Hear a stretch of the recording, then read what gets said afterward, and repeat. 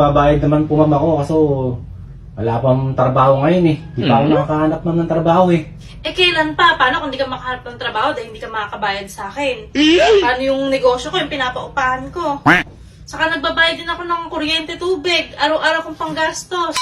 Ako naman ang kawawa dyan pagka hindi ka nakabayad. Yun nga po ma'am eh. Pero pag ma'am nakahanap na akong trabaho, babayaran ko po ma'am kagad. Babayaran eh, kailan pa? E paano kaya yun ma'am? Saan ma'am ako lilipat niyan?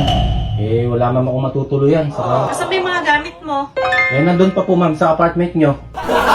Sa apartment pa. Opo. Eh, kung ganito kaya, dito ka na lang kaya tumira muna. Ay, baka Oh, shit. ma'am, Not good. makakaya ma'am sa inyo ma'am. Eh, ganun talaga eh. Kaysa naman di ko mapaupahan yun, natetenga. Nagbabayad. Eh, kung Kilala dito, kong di kaliskis makakaupa mo, dun oy. Sa apartment mo. Kaya may pera ka na sa akin na lang bumalik doon at babayaran mo ako. Di po ba nakakaya? Wala po bang kayong kasama dito? Alam akong kasama dito, mas nakakaya kung di ka nakabayad. Kaya ang gagawin mo na lang, bibigyan na lang din kita ng trabaho.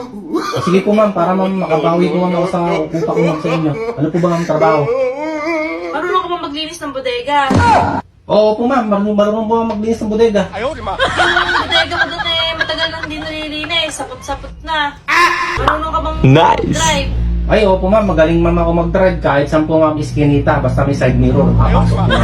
Sigurado ka kahit yung masisikip. O ma'am, kahit masisikip ma'am, kaya ko pang pasukin. Basta may side mirror, makikita ko po ma'am.